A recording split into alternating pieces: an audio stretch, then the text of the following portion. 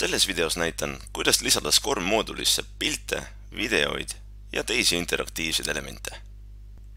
Nii-öelda multimeediat saad lisada õppetüki või infoobjekti sisse loodud lehele või lehemalli. Lehele multimeedia lisamiseks ava vastav leht. Selleks klikka lehe nupul Muuda või lehe nime peal vasakul olevas navigatsiooniveerus. Leht avatud, klikka soovitud kohast triibulisel ribal ehk järjehoidjal ning vali Lisa meedia. Avaneb uue meediafaili lisamise dialoog. Pildi lisamiseks oma arvutist määra allikaks fail, siis leia ja vali pilt. Soovi korral lisa ka pildi allkiri või kirjeldus. Seejärel klikka nupul Salvesta. Ekraanile ilmub kinnitus meediaobjekt salvestatud. Vaatamaks, kuidas näeks pilti õppija, klikka nupul Leht ja siis nupul Eelvaade.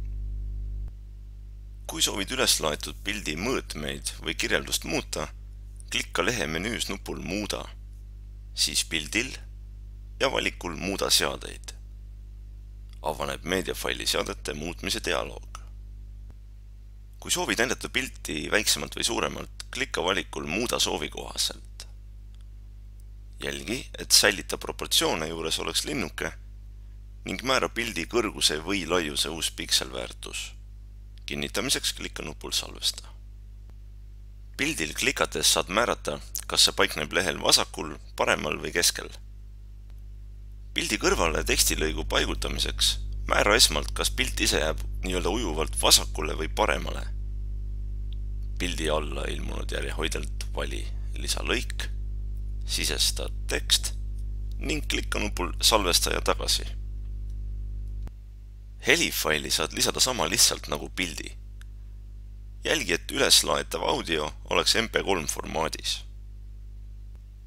Video lisamine SCORM moodulisse on kõige lihtsam, kui laed klippi esmalt videoteeki nagu YouTube või Vimeo ning seejärel vistutad selle soovitud lehele.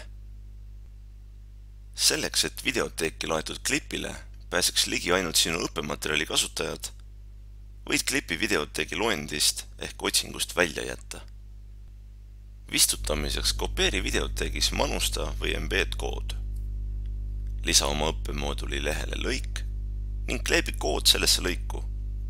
Seejärel klikka nupul Salvesta ja tagasi. Nii teksti kui ka multimeediat saad Ilias lehtedel esitada moodsal ja kompaktsel moel, nii-öelda akordionis ehk sakkide sees.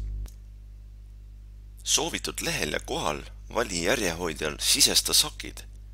Avaneb sakkide dialoog. Vali, kas akordion avaneb ülevalt alla või vasakult paremale. Seejärel määra sakkide arv.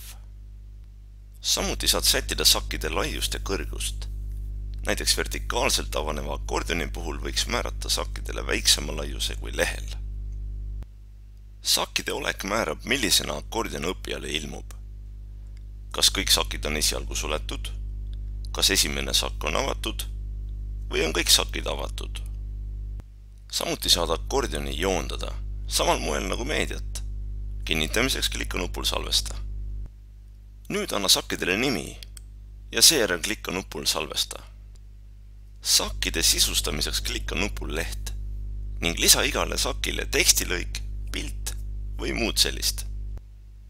Akordioni seadete muutmiseks klikka üleval vasemas nurgas sõnal akordion ja seejärel ilmunud valikus nupul Muuda seadeid. Vaatamaks, millisena näeb akordionit õppija, ava lehe menüüs Eelvaade. Viimistlemiseks naase lehe muutmise režiimi.